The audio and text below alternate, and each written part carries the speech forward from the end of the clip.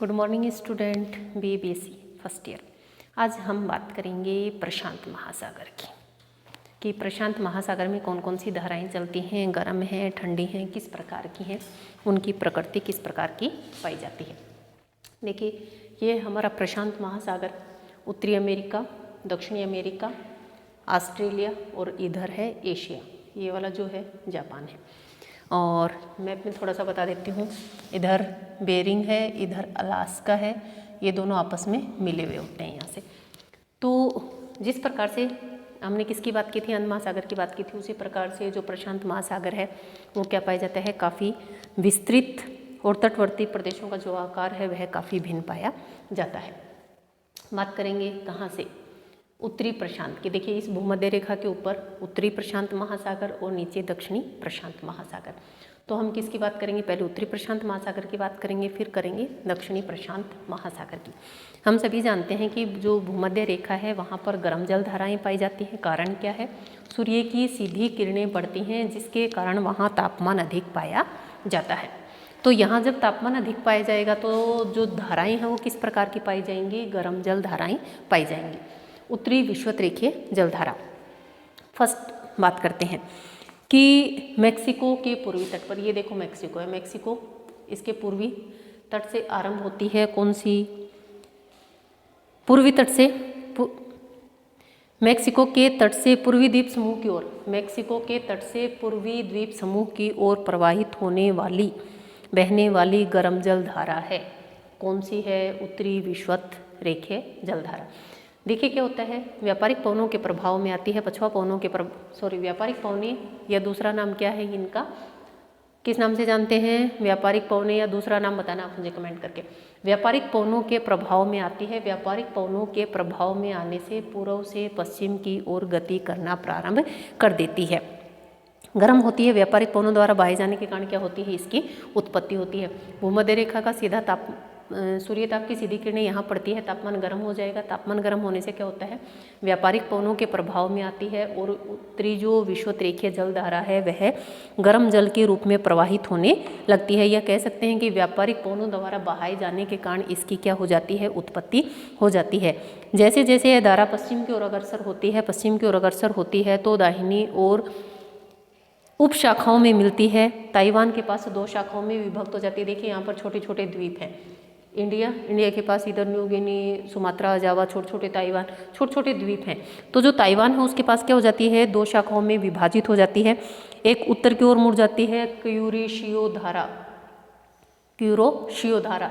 आप सभी जानते हैं कि उत्तर की ओर क्यों मुड़ती है, कारण क्या है, एक तो महाद्वीप की स्थिति, दूसरा कारण क्या था, कोरियालिस बल। तो उत्तरी गोलार्ध में किधर मुड़ेंगी, दाहिनी ओर। तो क्यूरोशियो धारा में मिल जाती है। दूसरी दक्षिणी शाखा पूर्व की ओर मुड़कर विपरीत विषुवतरेखीय धारा का निर्माण करती है। देखिए क्या होता है, यह जब जल धारा यहाँ तक जल पहुँचाती है तो भारी मात्रा में जितना भी जल होता है वो सभी कहाँ आ जाता है, यहाँ आ जाता है। और जैसे ही तट से टकराता है तो कुछ जल कहाँ चला जाता है, वापिस चला जाता है, जिसको बोलते हैं क्या, उसको हम क्या बोलेंगे, विपरीत विषुवतरेखीय जलधारा। विपरीत विषुवतरेखीय जलधारा ये सभी महासागरों में चलती है मोस्टली। कारण क्या है, अत्यधिक जल जब यहाँ पहुँच जाता है तो ढाल के अनुसार कुछ जल वापिस पहुँच जाता है एक धारा के रूप में, क्योंकि नीचे वाला सर्किल नीचे बन जाता है, ऊपर वाला ऊपर बन जाता है, और बीच में इसका ढाल किधर होने के कारण, दक्षिणी अमेरिका की ओर होने के कारण, ढाल का विकास होने से एक जो अत्यधिक जल था वो एक ढाल का रूप धारण कर लेता है और एक धारा के रूप में बहने लग जाता है, जिसको हम बोलते हैं विपरीत विषुवतरेखीय जलधारा। ठीक है, क्योंकि देखिए जलधारा के विपरीत बह रही है, इसलिए नाम क्या पड़ा, विपरीत विषुवतरेखीय जलधारा। क्यूरोशियो तंत्र की बात करें, क्यूरोशियो अंध महासागर में जिस प्रकार से गल्फ स्ट्रीम काम करती है, अंध महासागर में जिस प्रकार से गल्फ स्ट्रीम काम करती है, उसी प्रकार से प्रशांत महासागर में कौन सी तंत्र का निर्माण होता है, क्यूरोशियो तंत्र का निर्माण होता है।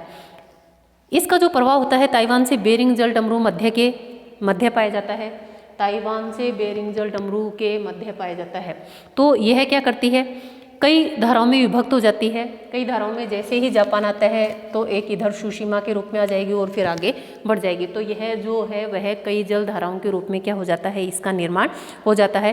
एक शाखा पश्चिमी जापान की इधर जिसको सुशीमा धारा कहते हैं, दूसरी शाखा क्यूरिशियो तंत्र आगे बढ़ता है, सही है। और क्यूरिशियो एक है प्रसार, एक है तंत्र। तो उत्तरी अटलांटिक प्रवाह क्या है, जो उत्तरी प्रशांत प्रवाह है ये क्या है, इसी जो क्यूरिशियो तंत्र है इसी का आगे विस्तार है, ठीक है। देखिए ये गर्म जलधारा है और उत्तरी प्रशांत किया है, ये भी गर्म जलधारा है, तो इसी का आगे प्रसार क्या है, उत्तरी प्रशांत प्रवाह। यहाँ जापान के कारण यह विभाजित हो जाती है और जिसके कारण क्या होता है, इस जो ये नाम ये थोड़ा सा नीचे लिख रखा है, इस नाम को यहाँ ऐड करना और यहाँ पर देखना गर्म और जल और ठंडे जल वाले वो बनते हैं। तो इसी का आगे जो प्रवाह है क्या पाया जाता है, उत्तरी प्रशांत प्रवाह के नाम से जानते हैं इसको हम, या दूसरा नाम हम इसका क्या ले सकते हैं कि उत्तरी प्रशांत प्रवाह। और देखिए आगे यह आगे बढ़ती है। उसके बाद अगर हम बात करें तो जो उत्तरी प्रशांत प्रवाह है वह भी दो शाखाओं में विभाजित हो जाता है, एक है अल्यूशियन की गर्म जलधारा और दूसरी है कैलिफोर्निया की ठंडी जलधारा। एल्यूशियन इधर एक, और ये जो कैलिफोर्निया इधर दक्षिण उत्तरी जो अमेरिका है उसके पश्चिमी भाग में एक जगह का नाम है कैलिफोर्निया। तो यहाँ कैलिफोर्निया के पास ठंडी जलधारा बहती है और जो अलास्का या बेरिंग तो वहाँ किस नाम से जानते हैं, अलास्का की गर्म जलधारा के नाम से इसको जानते हैं। देखिए हम बात करेंगे क्यूरिशियो गर्म जलधारा की बात करेंगे, इस पे आते हैं पहले। तो यह जो कहते हैं कि उत्तरी प्रशांत विषुवतरेखीय जलधारा का ही आगे विस्तृत रूप है, जैसे ही यह उत्तर की ओर टर्न करती है। कारण क्या है, आप सभी जानते हैं कि जैसे ही उत्तरी गोलार्ध में पहुँचे, एक तो महाद्वीप की स्थिति, दूसरा कारण क्या है इसका इधर टर्न करने का, दूसरा कारण क्या है आप सभी जानते हैं कि हवाओं का जो क्रम है कि विक्षेप बल पाए जाने के कारण उत्तरी गोलार्ध में दाहिनी ओर मुड़ेंगी, तो इधर से दाहिनी ओर मुड़ना प्रारंभ कर देती हैं। तो ताइवान कह सकते हैं कि यह जो जलधारा है फिलीपींस द्वीप तक पहुंचने के बाद ताइवान तथा जापान के पूर्वी तट के साथ उत्तरी दिशा में प्रवाहित होने लगती है और क्यूरिशियो की गर्म जलधारा का इसको नाम दिया जाता है। क्यूरिशियो है जापान के इस तट पर यह प्रवाहित होती है, अंध महासागर के फ्लोरिडा के समान बहती है। जिस प्रकार से फ्लोरिडा वाली ये धारा बहती थी उसी प्रकार से यह प्रशांत महासागर में बहती है। अंध महासागर में कौन सी बहती थी, फ्लोरिडा, उसी प्रकार से प्रशांत महासागर में कौन सी बहती है, क्यूरिशियो की धारा बहती है। नेक्स्ट बात करते हैं किसकी, सुशिमा जलधारा की। जापान और एशिया के मध्य एक धारा है जिसका नाम क्या है, सुशिमा जलधारा। 30 डिग्री उत्तरी अक्षांश के पास अगर हम बात करें, क्यूरिशियो की एक शाखा अलग होकर, इसी की एक शाखा अलग होकर कहाँ पहुँच जाती है, जापान सागर में चली जाती है। और दूसरा हम कहें कि पश्चिमी जापान तट से प्रवाहित होती है, सुशिमा की धारा कहलाती है। जापान के पश्चिमी तट पर प्रवाहित होती है, नाम क्या कहलाता है, सुशिमा की धारा। अपने उच्च तापक्रम तथा लवणता के कारण यह तटीय भागों की जलवायु को काफ़ी प्रभावित तथा क्या बना देती है, गर्म बना देती है। इसकी विशेषता क्या है, उच्च लवणता पाई जाती है, उच्च तापक्रम पाया जाता है, जिसके कारण यहाँ कह सकते हैं जिस भी क्षेत्र में यह बहती है या जो जापान लवणता के कारण या उच्च तापक्रम के कारण यह तटीय भागों की जलवायु को काफ़ी हद तक क्या कर देती है, काफ़ी हद तक परिवर्तित कर देती है या प्रभावित करती है।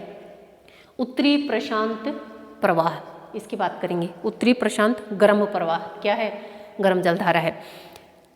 पछुआ हवाओं के प्रभाव में आकर ये क्यूरिशियो जो धारा है आगे जाएगी तो कौन सी पवनों के प्रभाव में आएगी, पछुआ पवनों के।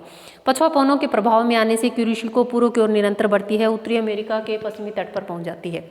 ये उत्तरी अमेरिका है, कहाँ पहुंच जाएगी, इसके पश्चिमी तट पर पहुंच जाती है। 150 डिग्री जो देशांतर है उससे पहले ही इस धारा का जो मुख्य भाग है दक्षिण की ओर मुड़ जाता है, थोड़ी सी और आगे उत्तरी अमेरिकन तट तथा द्वीप के पास बीच में प्रविष्ट होती है और प्रति क्यूरिशियो की धारा का रूप धारण कर लेती है। जैसे ही ये आगे बढ़ती है उत्तरी प्रवाह का पुनः द्विशाखा में विभाजन हो जाता है। एक शाखा एल्यूशियन धारा के नाम से जानी जाती है और दूसरी धारा कैलिफोर्निया की धारा के नाम से जानी जाती है। एल्यूशियन धारा पुनः दो शाखाओं में विभाजित हो जाती है। एल्यूशियन धारा ऊपर की ओर जाएगी तो एक शाखा कौन सी है, बेरिंग सागर तक चली जाती है और दूसरी जो शाखा है अलास्का की खाड़ी में परिवर्तित हो जाती है। यहाँ से अगर इसका दो विभाजन होते हैं ऊपर, तो एक तो बेरिंग सागर में चली जाती है, दूसरी अलास्का अलास्का की धारा के रूप में इसका निर्माण हो जाता है। तो अलास्का की धारा के नाम से, ऊपर अलास्का है इसलिए उसको अलास्का जलधारा के नाम से जानते हैं, और इधर वाला जो तंत्र है उसमें कैलिफोर्निया के पास बहती है, इसलिए कैलिफोर्निया की ठंडी जलधारा के रूप में इसका निर्माण पाया जाता है।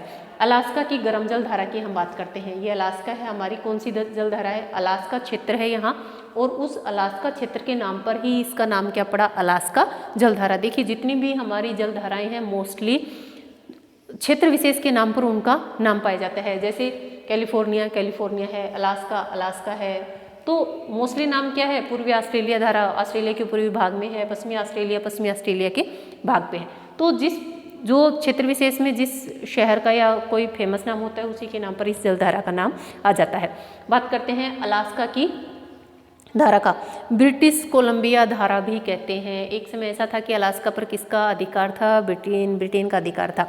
तो यह जो अलास्का की धारा है इसको अन्य किस नाम से जानते हैं, ब्रिटिश कोलंबिया धारा के नाम से इसको जाना जाता है। उत्तरी जो प्रशांत प्रवाह है कि एल्यूशन धारा की दूसरी शाखा घड़ी की सुई के विपरीत दिशा में घूमकर उत्तर की ओर मुड़कर अलास्का तथा ब्रिटिश कोलंबिया के तट के पास प्रवाहित होती है और अपने नाम को चरितार्थ करती है। कह सकते हैं कि अपने नाम के अकॉर्डिंग आगे बढ़ती है, अलास्का के तट से टकराती है, और धारा क्या कहलाती है, अलास्का की गर्म धारा इसलिए है क्योंकि उत्तरी प्रशांत प्रवाह का ही विस्तार आगे पाया जाता है। सही है, इसलिए धारा कौन सी है, गर्म जल धारा है। नेक्स्ट बात करेंगे कौन सी, कैलिफोर्निया की ठंडी जल धारा। कैलिफोर्निया की ध्रुव की तरफ से आती है, इसलिए जो धारा है वह किस प्रकार की है, ठंडी जलधारा। कैलिफोर्निया की ठंडी जलधारा, कारण क्या है, ध्रुव की तरफ से आ रही है, बेरिंग वो सागर से होती हुई आ रही है, इसलिए नाम क्या पड़ा, कैलिफोर्निया की ठंडी धारा। उत्तरी प्रशांत प्रवाह की दक्षिणी शाखा का ही भाग है। उत्तरी प्रशांत प्रवाह है उसकी एक दक्षिणी शाखा निकली थी, उसी का प्रभाव है। कारण क्या है, पश्चिमी तट के साथ बहकर दक्षिण की ओर भूमध्य रेखा धारा में मिल जाती है। यह धारा अंध महासागर की कैनारी धारा के ही समाप्त है। जिस प्रकार से कैनारी धारा थी उसी प्रकार से ठंडी जल धारा कौन सी है, कैलिफोर्निया की ठंडी धारा। उत्तरी प्रशांत प्रवाह है उसी का दक्षिणी एक शाखा है।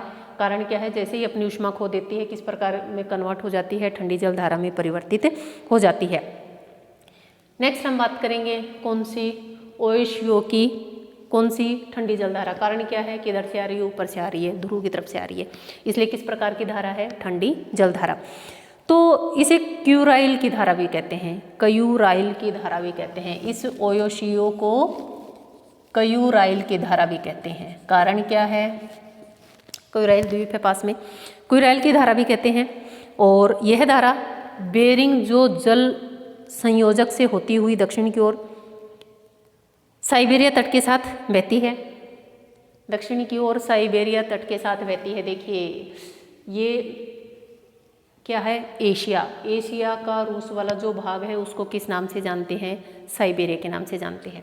और साइबेरिया में अत्यधिक ठंड पड़ती है, साइबेरिया के कह सकते हैं कि ध्रुव की तरफ से आती है, इसलिए किस प्रकार की है, साइबेरिया के तट से बहती हुई आती है, ठंडी जलधारा है। 50 डिग्री उत्तरी अक्षांश के पास इसकी एक शाखा पूर्व की ओर मुड़ जाती है, एल्यूशियन तथा क्यूरिशियो धाराओं में मिल जाती है। इस प्रकार आर्कटिक सागर का जो ठंडा जल है वह कौन सी शाखा लेके आती है, ओयोशियो धारा के रूप में प्रवाहित होती है और प्रशांत महासागर में वह क्या करती है, इस जल को पहुंचा देती है।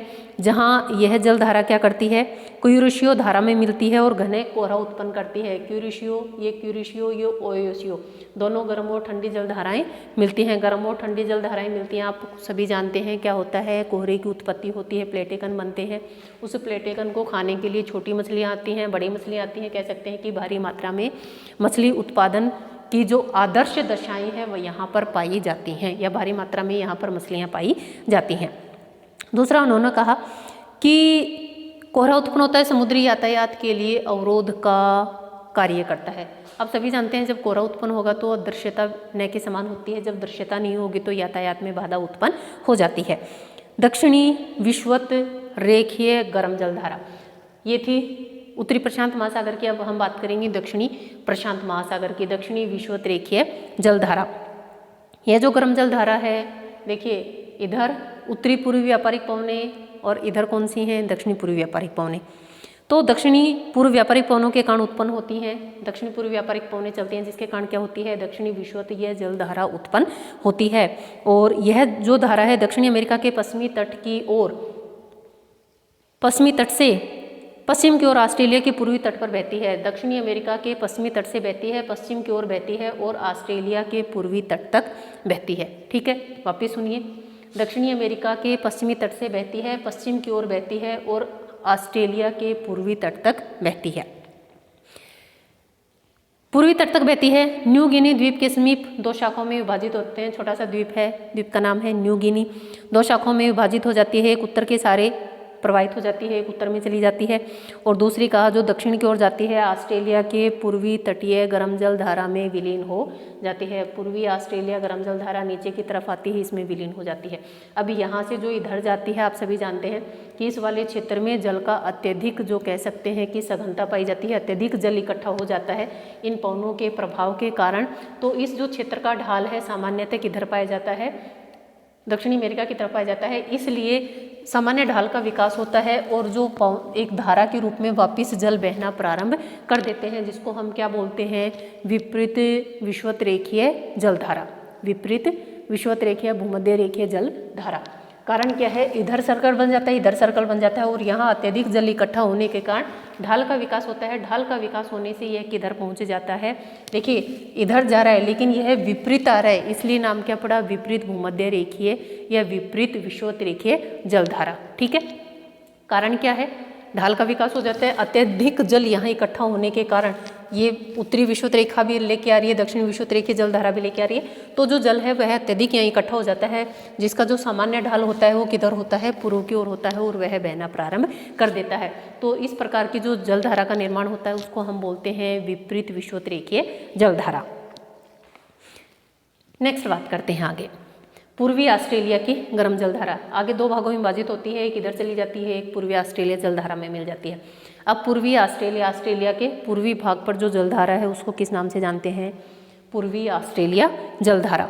दक्षिणी विषुवत रेखीय जलधारा की दक्षिण की ओर प्रवाहित होकर ऑस्ट्रेलिया के पूर्वी तट के साथ क्या होती है, बहती है, जिसके कारण इसको पूर्वी ऑस्ट्रेलिया, दूसरा नाम क्या है, न्यू साउथ वेल्स की गर्म जलधारा। यहाँ पर न्यू साउथ वेल्स क्या है, एक शहर का नाम है, जिसके कारण उसको पूर्वी ऑस्ट्रेलिया जलधारा या न्यू साउथ वेल्स की गर्म जलधारा के नाम से भी जाना जाता है। ऑस्ट्रेलिया का सुदूर दक्षिणी पूर्वी भाग में तथा न्यूजीलैंड के चारों ओर ऊंचा तापमान बना रहता है। इसी के पास में इधर न्यूजीलैंड छोटा सा द्वीप और है और तापमान बना रहता है 40 डिग्री दक्षिण अक्षांश के पास। पृथ्वी की परिभ्रमण गति के कारण क्या होता है, विक्षेप बल तथा पछुआ पवनों के प्रभाव के कारण यह धारा किधर मुड़ जाती है, पूर्व की ओर मुड़ जाती है। देखिए सबकी सेम स्थिति है, यहाँ पर व्यापारिक पवनें प्रभाव डालती हैं, यहाँ पर पछुआ पवनें प्रभाव डालती हैं, जिसके कारण ये जो पवनें हैं इस ये पूर्वी ऑस्ट्रेलिया जलधारा, इसका प्रवाह किधर हो जाता है, पछुआ पवन प्रवाह के रूप में हम कह सकते हैं। दूसरा हम इसको बोल सकते हैं, क्या बोल सकते हैं, दक्षिणी प्रशांत प्रवाह इसको हम बोल सकते हैं। तो कारण क्या है, इधर व्यापारिक पवनों के प्रभाव से चलती हैं, इधर पछुआ पवनों के प्रभाव से इनकी दिशा में क्या आ जाता है, विक्षेप बल आ जाता है या पूर्व की दिशा की ओर यह बहना प्रारंभ कर देती हैं। सब में सेम स्थितियाँ हैं और इस प्रकार से क्या बोलते हैं, सब में सर्कल बनते हैं।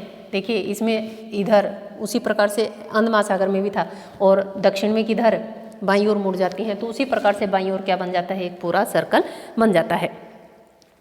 दक्षिणी प्रशांत प्रवाह की बात कर सकते हैं हम, पछुआ पवन प्रवाह एक ही बात है। दक्षिणी प्रशांत प्रवाह इसलिए बोलते हैं क्योंकि दक्षिणी प्रशांत महासागर में स्थित है। पछुआ प्रवाह इसलिए बोलते हैं क्योंकि पछुआ पवनों के कारण इस धारा की उत्पत्ति होती है।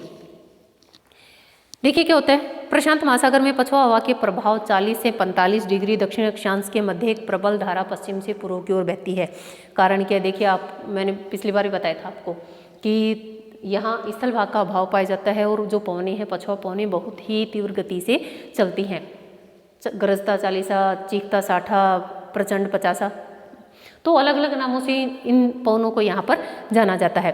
तो उन पवनों के प्रभाव में आने के कारण क्या होती है, पश्चिम से पूर्व की ओर क्या होती है, यह चलना प्रारंभ कर देती है। तस्मानिया है दक्षिणी अमेरिका के तट के मध्य प्रवाहित होती है।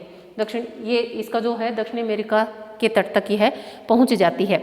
अत्यधिक अत्यधिक जल विस्तार तथा गरजती चालिसा के कारण यह एक प्रबल धारा का रूप धारण कर लेती है। आपको पता है कि यहाँ गरजती चालिसा तेज पवनें चलती हैं, जिसके कारण अत्यधिक मात्रा में जल कहाँ पहुँच जाता है, दक्षिणी अमेरिका के तट पर पहुँच जाता है, तीव्र गति से आगे बढ़ती है और 45 डिग्री दक्षिणी अक्षांश के पास इसकी दो शाखाएं हो जाती हैं। एक हॉर्न अंतरिक्ष से होकर अंध महासागर में चली जाती है और दूसरी जो शाखा है उत्तर की ओर मुड़कर पेरू धारा के रूप में आ जाती है। इतना अधिक तेज प्रवाह होता है कि आधी तो आगे निकल जाती है और आधी कहाँ मुड़ जाती है, दक्षिणी अमेरिका के कारण किधर टर्न कर जाती है, पेरू। इस यहाँ पर एक देश का नाम है, इसके कारण इसको पेरू की धारा के नाम से भी जाना जाता है। हम्बोल्ट, क्योंकि हम्बोल्ट महोदय ने क्या किया था, इस धारा का अध्ययन किया था, जिसके कारण इसको हम्बोल्ट की धारा के नाम से भी जाना जाता है। बात करते हैं हम्बोल्ट की ठंडी धारा किधर से आ रही है, पश्चिमी पवन प्रवाही दो शाखाओं में विभाजित हो गई, दक्षिणी अंध महासागर प्रवाह के रूप में निकल गई और यहाँ से जो टर्न होती है दक्षिणी अमेरिका के पश्चिमी तट की ओर, तो जिसको हम पेरू की धारा की ठंडी धारा के नाम से जानते हैं, क्योंकि यहाँ पर एक देश का नाम है पेरू, जिसके कारण इसको पेरू की धारा कहा जाता है। दक्षिणी प्रशांत महासागर में अंटार्कटिक जो प्रवाह है जब दक्षिणी अमेरिका के दक्षिणी सिरे पर पहुंचता है तो केप हॉर्न से टकराकर उत्तर की ओर मुड़ जाती है। इसका जो केप हॉर्न है, इसका जो दक्षिणी भाग है उसको बोलते हैं केप हॉर्न। यहाँ से टकराती है, दो शाखाओं में विभक्त हो जाती है, एक आगे निकल जाती है और एक उत्तर की ओर मुड़ जाती है। तो उत्तर की ओर जो मुड़ती है उसको हम क्या बोलते हैं, पेरू या हम्बोल्ट की ठंडी जलधारा। यह पेरू देश के पश्चिमी तट के साथ साथ उत्तर की ओर प्रवाहित होती है, आगे चलकर दक्षिणी प्रशांत प्रवाह में मिल जाती है, ये आगे चलकर इसी में मिल जाती है। और दूसरा कारण कहा, इसको पेरुवियन धारा के नाम से भी जाना जाता है, पेरुवियन, इन सब धाराओं के नाम से इसको जाना जाता है। हम्बोल्ट नाम के एक भूगोलवेता थे जिन्होंने क्या था, इसको धारा को खोजा था, जिसके कारण भी इसको हम्बोल्ट की धारा के नाम से जाना जाता है। ठीक है, और लास्ट हम बात करेंगे किसका, एंटार्कटिक प्रवाह का। नीचे एंटार्कटिक महासागर है, एंटार्कटिक प्रवाह की बात करें, एंटार्कटिक महासागर का जो जल है प्रशांत महासागर के जल के संपर्क में आकर क्या होता है, पश्चिम से पूर्व की ओर एक ठंडी जल धारा के रूप में प्रवाहित होने लगता है। पश्चिम से पूर्व की ओर ठंडी जल धारा के रूप में प्रवाहित होने लगता है, किसके संपर्क में आने के कारण, प्रशांत महासागर के जल के संपर्क में आने के कारण। इधर प्रशांत महासागर जल है, नीचे एंटार्कटिका महासागर है, तो जैसे ही इस प्रशांत महासागर के संपर्क में आता है तो पश्चिम से पूर्व की ओर बहना प्रारंभ कर देती है और ठंडी जल धारा के रूप में प्रवाहित होती है, पछुआ पवनों के प्रभाव में आती है, जिसके कारण इसको पछुआ पवन प्रवाह भी कहा जाता है। अन्य क्या नाम है इसका, एंटार्कटिका प्रवाह भी कहा जाता है, इसको पछुआ पवन प्रवाह भी कहा जाता है। क्यों कहा जाता है, क्योंकि पछुआ पवनों के प्रवाह में आकर यह पश्चिम से पूर्व की ओर प्रवाहित होती है। ठीक है, और पेरू हम्बोल्ट की बात करें, विषुवत-रेखीय जलधारा का मैंने बता ही दिया आपको, विपरीत विषुवत-रेखीय जलधारा, जब अत्यधिक मात्रा में पश्चिमी भाग में यहाँ जल एकत्रित हो जाता है, जल की सघनता हो जाती है, या भारी मात्रा में यहाँ जल इकट्ठा हो जाता है, तो क्या होता है, ये दोनों अपने अपने दिशा में घूमते रहते हैं। लेकिन अगर वास्तविक अगर हम इसकी बात करें तो इसका ढाल है उसका विकास किधर होता है, दक्षिणी अमेरिका की ओर होता है और धीरे धीरे एक धारा प्रवाहित होने लगती है, जिसको हम बोलते हैं विपरीत विषुवत रेखीय जल धारा। ठीक है, यहाँ से प्रवाहित होती है, दक्षिणी अमेरिका के इस क्षेत्र तक क्या होती है, यह प्रवाहित होती है। एक एल नीनो और बताती हूँ आपको, इस वाले क्षेत्र में उत्पन्न होती है, होती क्या है कि जो एल नीनो है या ला नीनो भी उसको बोला जाता है, कि पेरू के तट के पश्चिमी में, ये पेरू है, पेरू के तट के पश्चिम में जो पेरू या हम्बोल्ट की जो धारा चलती है उसी क्षेत्र में चलती है। यह क्या करती है, 180 किलोमीटर की दूरी पर उत्तर पश्चिमी दिशा में चलने वाली एक गर्म जल की धारा है, जो प्रशांत महासागर से होकर हिंद महासागर में प्रविष्ट कर भारतीय जो ग्रीष्मकालीन मानसून है उसको कमज़ोर कर देती है और इसे विपरीत धारा के नाम से भी जाना जाता है। एल नीनो की हम भारतीय मानसून में विशेष रूप से डिटेल से बात करेंगे। तो यहाँ एक एल नीनो इस प्रकार की स्थितियाँ बनती हैं कि यहाँ एक गर्म जल धारा का विकास हो जाता है, जो अंध महासागर को भी पार करती है और भारतीय मानसून को क्या करती है, कमज़ोर कर देती है। जब एल नीनो की उत्पत्ति होती है तो उस समय भारत में मानसून समय पर नहीं होती और कह सकते हैं कि जितनी वर्षा होती है या औसत से कम वर्षा उस समय पाई जाती है। ठीक है, ये थी हमारी किसकी, प्रशांत महासागर की जलधाराएं। उत्तरी प्रशांत महासागर की बात करी, दक्षिणी प्रशांत महासागर की बात करी, और इस प्रकार से महासागरों में जो जलधाराएं चलती हैं उनका क्रम चलता है। भूमध्य रेखा के पास जो जलधाराएं रहती हैं गर्म जलधाराएं पाई जाती हैं, ध्रुवों के पास जो जलधाराएं चलती हैं, ठंडी जलधाराएं पाई जाती हैं। मुख्य कारण क्या है कि यहाँ पर जो गर्म जलधाराएं हैं भूमध्य रेखा के पास में सूर्य की सीधी चमक पड़ती है, जिसके कारण यहाँ पर वर्ष भर उच्च तापमान बना रहने के कारण गर्म जलधाराएं पाई जाती हैं। भूमध्य रेखा पर जो पवनें चलती हैं, भूमध्य रेखा पर जो जलधाराएं चलती हैं, व्यापारिक पवनों के प्रभाव से आगे बढ़ती हैं, ठीक है।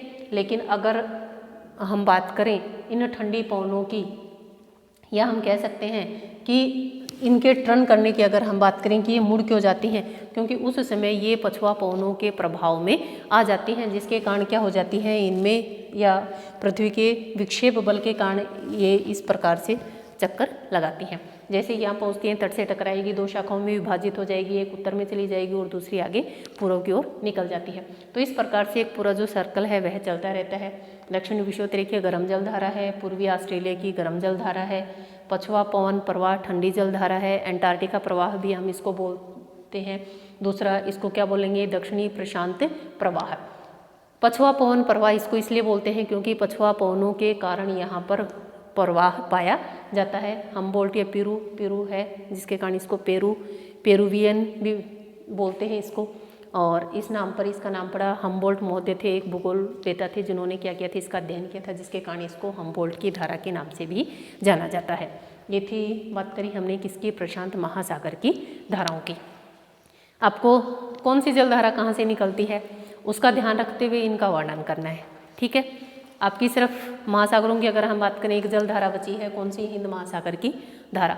और मानसून पवनों से प्रभावित होती है, इसलिए इसमें क्या पाया जाता है, साल के 6 महीने अलग तरह से चलती है और साल के 6 महीने अलग तरह से चलती है। तो मानसून पवनों का प्रभाव उस पर, हिंद महासागर पर अधिक देखने को पाया जाता है। तो आज हमने किसकी बात की थी, प्रशांत महासागर की गर्म जलधाराओं की, गर्म ठंडी या प्रशांत महासागर की जलधाराओं की। आज के लिए इतना ही। आज का आपका क्वेश्चन है कि क्या बताएंगे, कैलिफोर्निया की धारा के बारे में आप बताएंगे, गर्म है ठंडी है क्या है, और एक अलास्का जलधारा के बारे में, ठीक है। आज के लिए इतना ही, धन्यवाद। मिलते हैं नेक्स्ट क्लास में।